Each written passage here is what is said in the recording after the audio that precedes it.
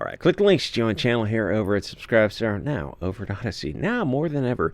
So, former Sony chairman tells gamers if they don't like a game, don't buy it. No challenge accepted. So, how this works is a little backstory. Kelly Sue DeConnick, I think, I don't know, 2016-ish, does a famous interview referring to Comicsgate, I think, because they were the ones putting, mostly one Richard Meyer of Diversity in Comics, putting a little bit of pressure on the industry by sitting in his car and talking about how dumb comics were. A guy who held the comics in his hand and then held up a cell phone and filmed the comics, and then he skipped pages for the copyright guys. God, old Diversity in Comics was a classic channel. And they lost their freaking minds over a guy with like 50,000 followers criticizing really, really stupid, cancerous comics. And to be fair to the industry, when that was, I don't know, 2016, they were a lot worse in 2016. You can go online, read comicsonline.to, and go find those comics from like 10 years ago. They were insane. They're actually a little bit better now. They're not good though. They're still not good because I mean, they're not. Are they worth $4? No. And that's the bottom line with comics. And they're not worth any price because they're not worth reading. And it's the same thing with movies. It's like $16 may be something, maybe nothing to most people, but is it worth 90 minutes and then the time to get to the theater? No, I don't think anything coming out of Hollywood is worth leaving the house for. So she does that interview. If you don't like my politics, don't buy my comics. And then a few years later, she does an interview, but she said it in her voice, which is, "If you don't like my politics," that's how she said. I swear to God, it's pretty accurate. And then she does an interview in 2019, and she says, "Well, the industry is collapsing, so things aren't good." And it's like, yeah, the top Batman, Spider-Man, whatever the top 3 books are. Obviously, those are going to sell forever. And then she says all the mid-range books are not selling, and so everything that Diversity was that Zach was saying years ago, like 8 years ago now, I think, about these things not selling, the numbers just not holding up. So everything he said was right. Yeah, but it took her until 2019 to say it, and then his really truly hysterical thing was what happened at the end of 2019, the beginning of 2020. Well, this gift from overseas comes in, and that was a pencils down movement for the professional comic industry, and that they pooped their pants when that happened because they were getting legitimately nervous, as well as anyone should, because the industry wasn't doing well before the whole Wu flu came, and then they some of them tried to who's that the fat one? She tries to go on I shouldn't have said. She tries to go. She's really fat though. Go on YouTube and start some kind of channel. She does like 5. Well, I won't say her name now because now I wish I could edit that out. She has like 5 videos, and a bunch of these other freaks are going on YouTube and making videos, but they don't really. Joe Glass was also did some videos, but they're really not used to the back and forth of the YouTube space in the comment section. Getting criticism and just having people roast them is just like, you don't have to read the comments. Don't turn them off because it drives interaction. But like you don't. The comments are in the settings. You literally never have to go look at the comments or the downvotes if you don't want to. And he wrote me this. I said something about, I don't know what I said, and he wrote this. Like, maybe you should talk to, I think I said you should, to Joe Glass, you should talk to people in Comicsgate. This was a long time ago. And he wrote me this long diatribe about how they have attacked him and ruined his life. I mean, just like overly dramatic, like kind of a cliche, stereotypical BLT guy.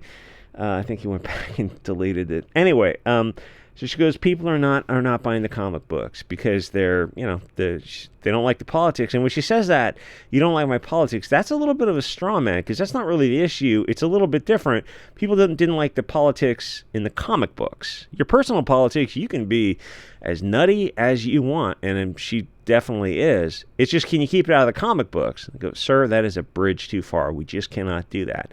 And a lot of stuff with the comics was so. Every single time the bad guy's got green or blue eyes? Yeah. Don't you think that's kind of racist? And they go, yeah, but even if they wanted to do something different, I don't think they could, and they really don't. They really don't. Mark Waid's got a new comic out. I forget what it's called, like Absolute Power or something. And in the first 2 pages, there's some person who looks like me, blonde and blue-eyed hero over here, like robbing a bank or something bizarre, just like committing some large-scale act of malum sort of terrible things, and it's like that's like in the first 2 pages, and then a couple years before that, he had Ignited with Kwanzaa, I think. I don't know, some black guy who's like just as woke as Waid. I don't know, maybe that's not possible, because Mark Waid actually had to fire him before he got done, and it was like set in Arizona, which, if you're not familiar, is just basically northern Mexico now, as well as much of the southwest of America, and all the bad guys in the comic are red-haired and blonde-haired parents, and it's something about the Second Amendment. It's like, just get stuffed. And the funny thing is, like, the people who are saying this kind of stuff, they're writing this stuff from their home, and they've got a Browning high power on their bedside. Or I kind of envisioned Mark Waid like a high dollar guy, like somebody with like a Kimber or something, not just your standard Springfield, which is kind of my favorite. I love Springfield. Anyway, so the lack of self-awareness to do interviews with these idiots and tell the audience not to buy the product is freaking amazing. It's especially because you're doing it in the days of social media, where these idiots can make these comments, but then we get online, and we are a higher class of idiots, and we discuss their comments. And pre-social media, they could say this in an interview, and just not enough people would read it to make a difference. And the weird thing is, when people used to give interviews, I mean, that was back in the days of mostly paper interviews, the Playboy interview sort of thing, the people were much more mature, and they kept their cards closer to their chest. Not everything has to be political. Things are different now, because I think the class of celebrity we get is lower IQ and also deeper in an echo chamber. And back in the day, they used to have a public relations person who would act as a filter between them and the public and keep their stupid comments away from the public. And a lot of, like, marching powder fueled antics, somewhat hidden. So social media, or their Sean Combs Epstein Island adventure things, I think I got to do a video on the other platforms on that, because there's just too many politically correct landmines for that issue. So social media has kind of ruined these people, because it allows the audience to see how stupid and evil actors and the other entertainment people actually are, and what just twat waffle hypocrites they are. And slowly people are starting to leave the mainstream pop culture stuff behind. It's just not worth watching or paying for, because the people that make the games and movies are just insufferable. You can't in good consciousness support these Epstein Island types. The other thing is, your voice matters. CG and Phantom Menace absolutely are on their radar and making a difference, and that is driving them crazy. They don't want a dialogue. They want you to pay for the Frankfurt School propaganda and consume this garbage soy slop and cheer on the blonde man bad hatred. So your discussion and sharing links does have an effect on these woke companies. And the pathetic thing is, the obese, blue-haired cat ladies and soy boy sodomites will rush in to defend the billion-dollar globalist companies, because the media, corporations, universities, and financial industry have been completely captured by this woke mind virus, and the participation trophy emotionally unstable first world problem SJWs will defend their religious beliefs. The left isn't counterculture. It hasn't been counterculture in over 50 years. The left is the machine. Once your movement is against free speech, then it's been captured by the hidden Bolshevik, who's decided that he needs to control the narrative that might expose his machinations. So the first game, Ghost of whatever, was what people wanted. Some dude goes on his adventure, and predictably, the mind virus people decides to sodomize the sequel by giving people what they don't want: a woman in a man's role. And there's fair amount of people who just won't play a female character. Probably more so now because it's going to be, it's just going to be a Mary Sue purse puppy. And I don't think that's the case for the game because I don't see a place for them to put, to kind of shoehorn woke in the game itself. I mean, I assume it's set, a few hundred years ago. But anyway, the girl playing it is this mentally ill voice actor who is so far off the deep end she makes Kelly Sue look stable. Now, her being a loony leftist actually isn't an issue that would, I don't think, impact the game. She's just a voice actor. But she's made several anti-white racist comments that she has since deleted when she isn't busy blocking everyone. She even blocked one of my accounts, which meant she was going through the comments and reading people and just blocking everyone.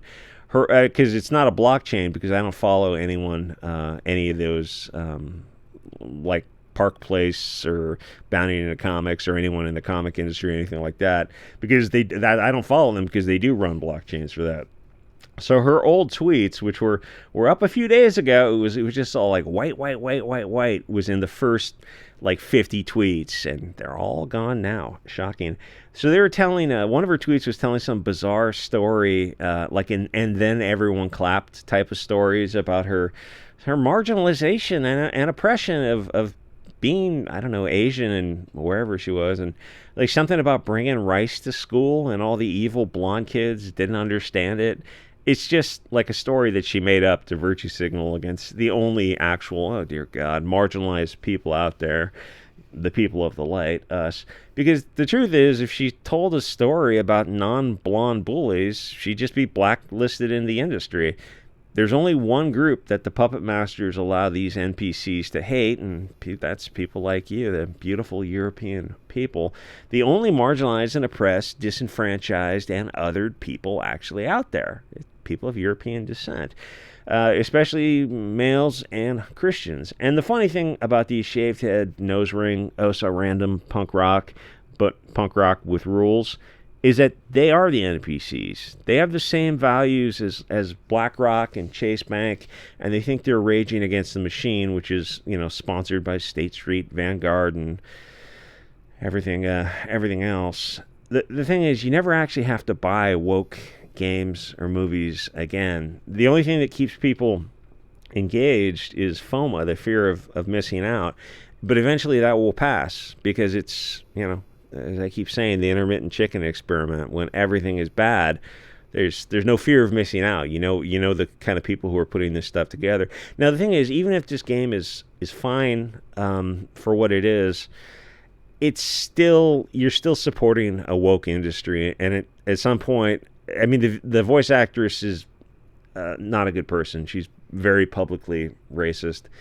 You just don't have to support that kind of stuff. And because they're giving you what you don't want. Most people wanted a sequel, either with the character, I don't know if you survived the first game, or with something along that same vibe. And they go, we're gonna expand out into new territory and like use a female character. We go, but that's what literally everyone is doing. They do this stuff all the time. This is you're just following a routine, and then it probably will undersell a little bit, and it's not like the 90s where they put a female character in there, and if you saw what happened to Lara Croft over the years, Lara Croft was a character from the 90s, right? And very, very physically fit, low body fat, tiny waist character, because it's a video game, you can have fun with video games. And what they did was they made her look like a potato, sort of. They thickened her waist. And like for a normal person, she'd look normal. But for Lara Croft character, Lara Croft is like a fitness model, just very, very thin waist, like an hourglass type of thing. And they thickened that waist up. They gained her like 30 pounds or something. It's just abomination. She's not a Tomb Raider anymore. She does something, lame, absolutely.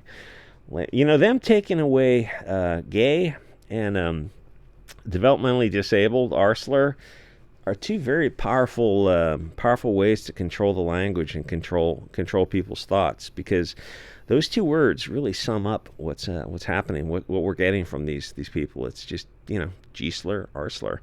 Anyway, like, comment, subscribe. See you guys on the next episode.